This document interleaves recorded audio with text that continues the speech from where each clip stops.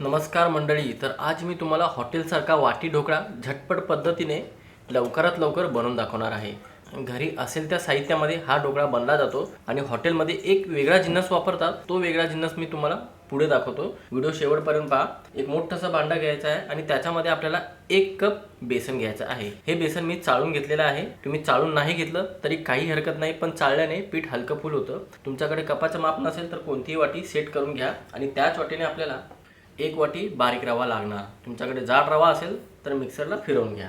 आता बेसनमध्ये थोडासा आंबूसपणा येण्यासाठी इथे मी अर्धा कप आंबट दही घेतलेली आहे. तुम्ही जास्त आंबट दही वापरत नसाल तर 1 कप घेतलं तरी चालेल, किंवा दही वापरायचं नसेल तर अर्धा ते 1 लिंबाचा रस वापरू शकता. आता इथे काही आपण फ्लेवरफुल मसाले वापरू जेणेकरून ढोकळ्याची चव अप्रतिम येणार. तर इथे मी चव वाढण्यासाठी अर्धा चमचा आलं लसणाची पेस्ट घेतलेली आहे. सोबतच तिखटपणासाठी 1 चमचा हिरव्या मिरचीचा ठेचा घेतलेला आहे. 4 हिरव्या मिरचीचा ठेचा आहे आणि त्याच्यामध्ये 2 लसणाच्या पाकळ्या आहे आणि ह्याच चमच्याने पाव चमचा हिंग घेत आहे. फ्लेवर चांगला येईल आणि पोट सुद्धा बाधणार नाही. रंग चांगला येण्यासाठी पाव चमचा हळद पावडर. या सर्व मसाल्यांची चव ढोकळ्यामध्ये बॅलन्स राहण्यासाठी इथे आपल्याला 1 चमचा साखर वापरायची आहे. साखर वापरल्याने गोड अजिबात होणार नाही, ही गोष्ट तुम्ही लक्षात ठेवा. आणि चवीनुसार मीठ टाकल्यावर अगोदर ह्या सर्व जिन्नसांना चांगल्या प्रकारे एकजीव करून घ्यायचं आहे पिठामध्ये. तर मंडळी, सर्व जिन्नस पिठामध्ये चांगल्या प्रकारे एकजीव झालेले आहेत. आता काय करायचं, आपल्याला ह्याच्यामध्ये थोडं पाणी वापरायचं आहे. एकदाच संपूर्ण पाणी वापरायचं नाही, थोडं पाणी वापरून मध्यम कन्सिस्टन्सीमध्ये बॅटर तयार करायचं आहे. जास्त एकदाच पाणी वापरलं तर बॅटर पातळ होईल. या गोष्टीची विशेष काळजी घ्या. तर मंडळी, थोडं पाणी वापरून 1 ते सव्वा कप मला पाणी इथे लागलेलं आहे. तुम्हाला जास्त सुद्धा लागू शकतं किंवा कमी सुद्धा लागू शकतं. असं आपल्याला गुळगुळीत बॅटर तयार करून घ्यायचं आहे. आणि बॅटर तयार केल्यानंतर आपल्याला 2 मिनिटापर्यंत एका बाजूने फेटून घ्यायचं आहे. फेटल्याने बॅटर हलकं फुल सुद्धा होतं आणि ढोकळ्याला मधून जाळी पडण्यास जास्त मदत होते. आता ह्याच्यामध्ये आपण रवा वापरला आहे. रवा चांगल्या प्रकारे भिजण्यासाठी इथे आपल्याला झाकण लावून ठेवायचं आहे 10 मिनिटापर्यंत. आता बॅटर सेट होते तोपर्यंत आपण मस्त खमंग ढोकळ्यासाठी चटणी बनवून घेऊ. मिक्सरचा भांडा घ्यायचा आहे आणि त्याच्यामध्ये भरपूर प्रमाणामध्ये देठासहित आपल्याला कोथिंबीर वापरायची आहे. तुमच्याकडे थोडासा फ्रेश पुदिना असेल तो घेतला तरी चालेल. चव चांगली येण्यासाठी 4 ते 5 लसणाच्या पाकळ्या. तिखटपणासाठी 5 ते 7 हिरव्या मिरच्या. तिखट तुम्ही तुमच्या आवडीनुसार कमी जास्त करू शकता. चव बॅलन्स राहण्यासाठी 1 चमचा आपल्याला दही वापरायचे आहे. दही जागी तुम्ही लिंबू वापरू शकता. 1 चमचा जिरे वापरायचे आहेत. आता बाइंडिंग येण्यासाठी इथे बारीक शेव आणि खाऱ्या बुंद्या वापरत आहे. तुम्ही वाटलंच तर 1 ते 2 चमचे भाजलेले शेंगदाणे किंवा 2 चमचे फुटाणे वापरलं तरी चालेल. चवीनुसार मीठ टाकायचं आहे. अगोदर ह्या सर्व जिन्नसांना बारीक वाटून घ्यायचं आहे. मगच तुम्ही गरजेनुसार ह्याच्यामध्ये पाणी वापरायचं आहे आणि घट्टसर चटणी वाटून घ्यायची आहे, किंवा थोडीशी पातळ वाटली तरी काही हरकत नाही. तर मंडळी, मस्त अशी खमंग चटणी तयार झालेली आहे. ही चटणी तुम्ही सँडविच बरोबर खाऊ शकता, बटाटा वडा बरोबर खाऊ शकता, कोणत्याही भजी बरोबर खाऊ शकता. अशी चटणी पूर्णपणे तयार झाली की थोडा वेळ आपण याला बाजूला ठेवू. तर मंडळी, 10 मिनिटं झाल्यावर झाकण काढायचं आहे आणि पीठही मस्तपैकी सेट झालं असेल.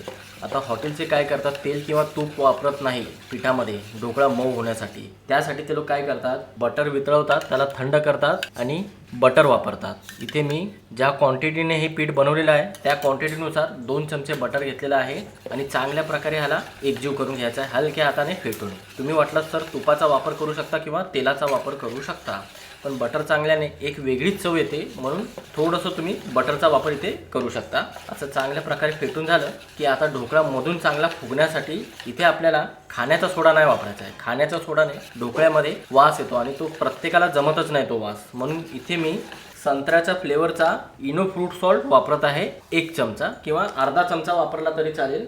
आणि सोबतच फक्त पाव चमचा आपल्याला पाणी टाकायचं आहे, कारण की बॅटर एकदम परफेक्ट तयार झालेला आहे. ह्यापेक्षा जास्त पातळ करायचं नाही.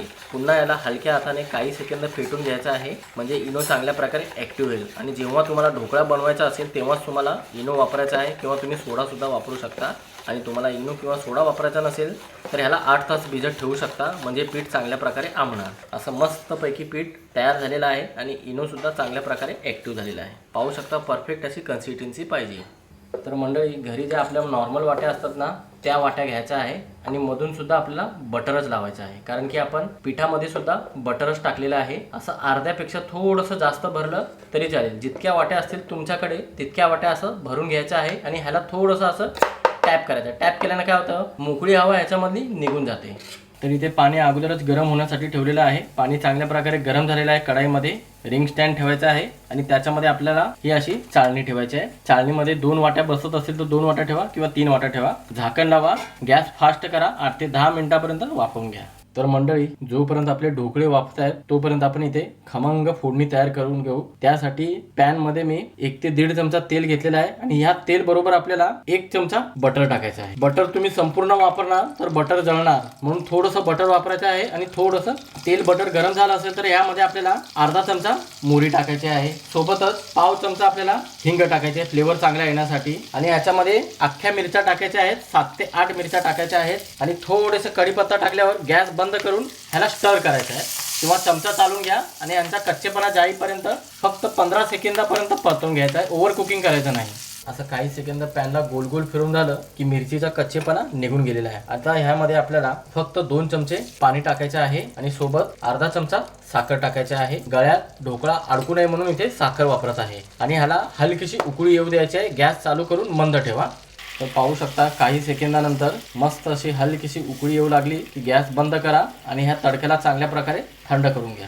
तर मंडळी 8 ते 10 मिनिटं झालेली, झाकण काढायचं आहे आणि पाहू शकता मंडळी काय मस्तपैकी वाफले गेले आहेत. तुम्हाला झूम करून दाखवतो. आता काय करायचं, ह्या दोन्ही वाट्या काढायच्या आहेत आणि यांना थंड करून घ्यायचं आहे. आणि अशाच पद्धतीने बाकीचा वाटू ढोकळा आपल्याला बनवून घ्यायचा आहे, म्हणजेच की वाफवून घ्यायचा आहे. तर मंडळी, इथे वाट्या चांगल्या प्रकारे थंड झाल्या आहेत. पण थंड झाल्यानंतर अगोदर आपल्याला ह्याच्यावरून असा तडका पसरून घ्यायचा आहे. ढोकळ्याच्या मध्येपर्यंत असा तडका गेला या भेग्याच्या द्वारे तर काय होतं, एकदम मऊसूत बनतो हा ढोकळा. एकदा ह्या पद्धतीने ढोकळा बनवून पहा. जबरदस्त हेल्दी तर आहे, शिवाय टेस्टला एकदम बेस्ट लागतो बरं का. अगोदर ह्याची कडं लूज करून घ्या. या अशा पद्धतीने कडं लूज करून घ्यायची आहे. अशी कडं लूज करून झाली की आरामात हा ढोकळा डिमोल्ड होतो. पाहू शकता मस्त असा स्पॉन्जी आणि एकदम हलका फुल ढोकळा सहज डिमोल्ड झाला. अशाच पद्धतीने सर्व ढोकळे आपल्याला डिमोल्ड करायचे आहे आणि वाटी बाजूला ठेवायची आहे. कोणतीही पूर्वतयारी न करता झटपट हा ढोकळा तुम्ही बनवू शकता. कशाला डाळ तांदूळ भिजवायचं. असा मस्त हॉटेलसारखा वाटी ढोकळा एकदा बनवून पहा आणि तुमची प्रतिक्रिया मला कमेंट बॉक्समध्ये नक्की कळवा. कशी वाटली ही रेसिपी.